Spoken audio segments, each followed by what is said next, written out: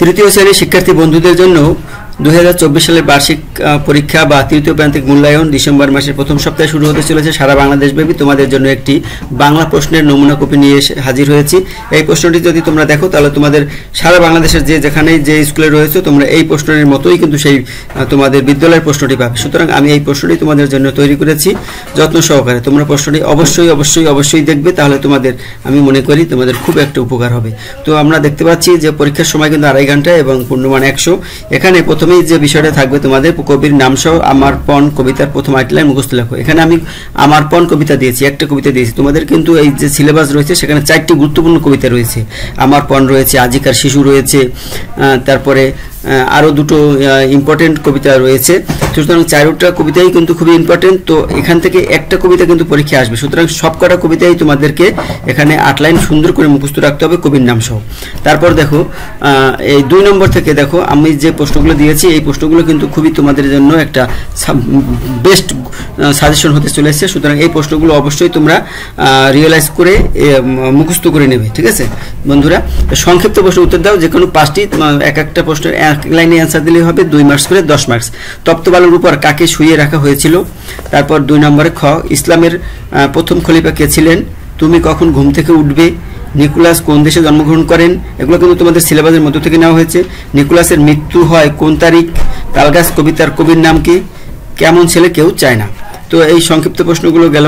আমি একটু ভিডিওটা শর্ট করার জন্য তোমাদের শুধু প্রশ্নগুলো দিয়ে যাব, তোমরা প্রশ্নগুলো কিন্তু সলভ করে নিবে। রচনামূলক প্রশ্ন উত্তর দাও, যে কোনো 3টি। এখানে এই 3টি দেওয়া আছে, প্রত্যেকটা প্রশ্নের মার্কস সম্ভবত 5 হবে।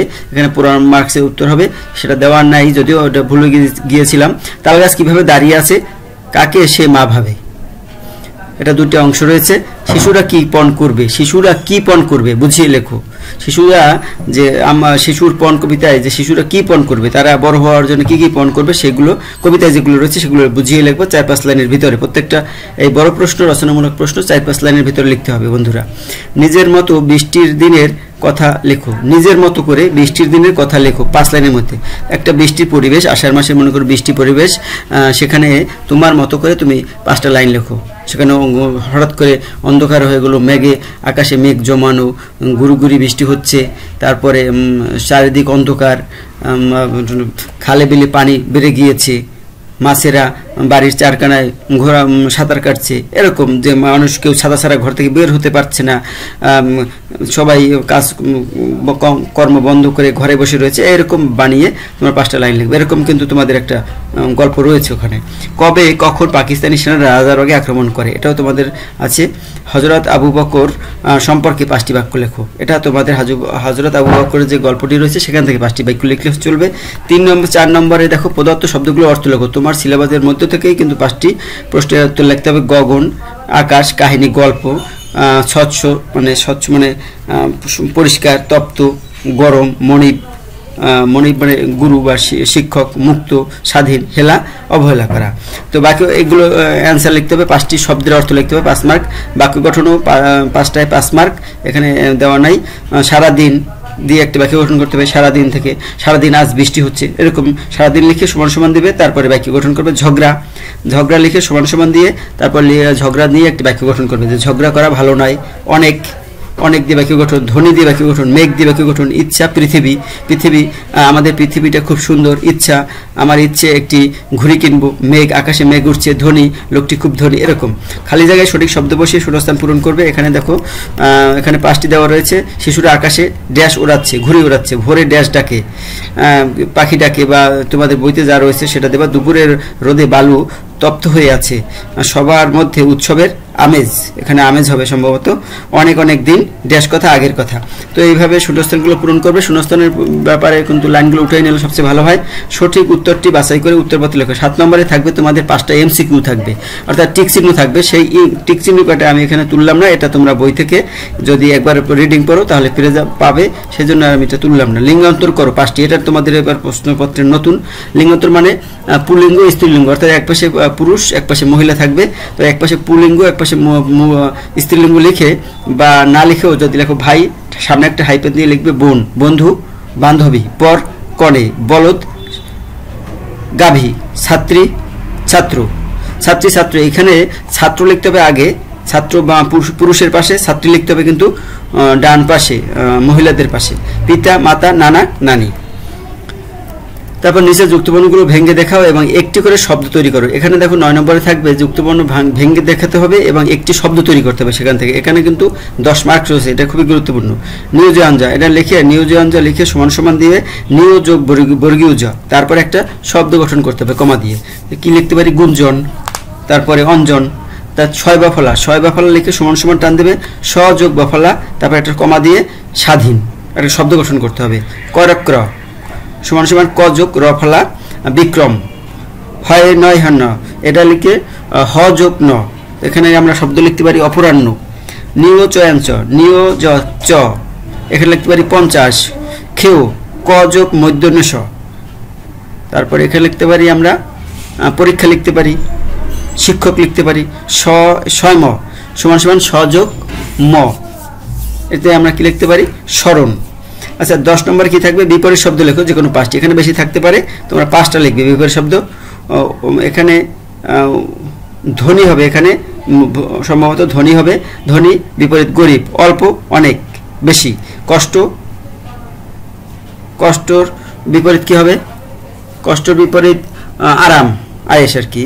দয়ালু, নির্দয়। ভালোবাসা, যেখানে ভালোবাসা নেই ভালোবাসাহীন। তারপর সাহসী, সাহসীর বিপরীত কি?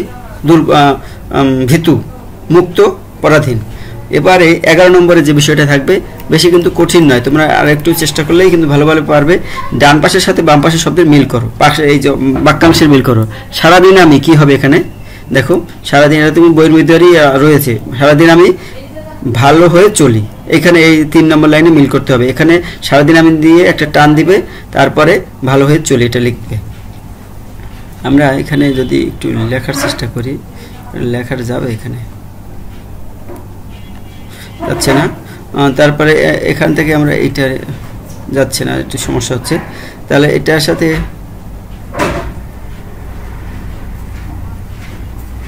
আচ্ছা একসাথে থাকি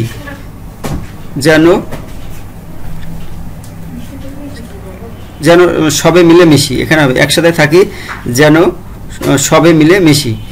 সাবধানে যেন লোভ সামলিয়ে রাখি, সাবধানে যেন লোভ সামলিয়ে থাকি। তারপরে আমি যেন সেই কাজ করি ভালো মনে, এখানে আছে যেন করি ভালো মনে। ভাই বোন সকলেরে যেন ভালোবাসি। এইগুলো লাইনগুলো, এটা তোমরা পারবে, এটা কবিতার লাইন থেকে করা হয়েছে। বিরাম চিহ্নের ব্যবহার দেখো, এখানে দাড়ি কমা ফুল স্টপ, দাড়ি কমা প্রশ্নবোধক চিহ্ন, আশ্চর্যবোধক চিহ্ন, এগুলো বসাইতে হবে।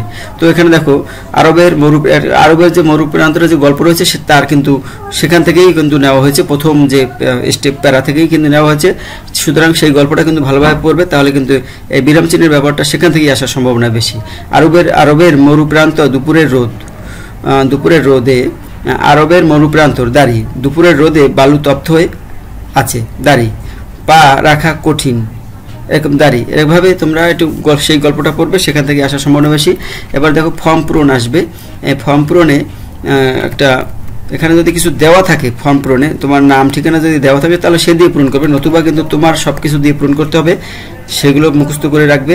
শিক্ষার্থীর নাম আর তোমার নাম, পিতার নাম, তোমার মাতার নাম, শ্রেণী, তৃতীয়, রোল একটা হবে, জন্ম তারিখটা মুখস্থ করবে, আর শিক্ষার্থী স্বাক্ষর, আর তোমার নামটা আবার শেষে দিতে হবে। আর সদস্য ফর্ম 2024 এটা কিন্তু উপরে সবার উপর লিখতে হবে। তারপর দেখো 14 নম্বরে তোমাদের যে বিষয়টা থাকবে, যে কোনো একটি বিষয়ের উপর 100 শব্দের মধ্যে অনুচ্ছেদ লিখো, অর্থাৎ রচনার মতো করে 100 শব্দের মধ্যে লিখতে হবে। তাহলে 100 শব্দ কি করে বুঝবে? যে একটা যদি লাইনে 5টা অক্ষর থাকে, সেরকম 20টা লাইন লিখতে হবে। তাহলে 20টা লাইন লিখলেই তোমাদের 100 শব্দ হয়ে যাবে। একটা লাইনে তোমাদের 5টার বেশি হয় না। তো এভাবে লিখতে পারবে। তোমাদের একটা যে কাগজ নাও, সে তার এপিটুপির 2 পৃষ্ঠা লিখলেই এনাফ হয়ে যাবে। তাতেই তার আমাদের বিদ্যালয়, আমার শখ, আমার পরিবার, এই 3টার ভিতরে একটা পড়লেই কিন্তু সারা বাংলাদেশের যে কোনো জায়গায় আমার মনে হয় যে একটা তোমাদের কমন পড়বে। তো বন্ধুরা, এই ছিল বাংলা প্রশ্নটি। তোমরা যদি ভালো লাগে তাহলে অবশ্যই লাইক কমেন্ট শেয়ার করবে এবং বলবে, তাহলে যদি লাগে আরও প্রশ্নগুলো তাহলে আমাকে কষ্ট করে করতে হবে তোমাদের জন্য। এটা তোমাদের একটি নমুনা প্রশ্ন আমি তৈরি করলাম, তাহলে তোমাদের যেহেতু তোমরা এবছর এই নতুন পরীক্ষা দিচ্ছ, 2টো পরীক্ষা দিতে পারোনি, সুতরাং তোমাদের একটু ধরিয়ে দেওয়ার জন্যই কিন্তু আমার এই প্রয়াস। তো ভালো থাকবে বন্ধুরা, সবাইকে শুভরাত্রি।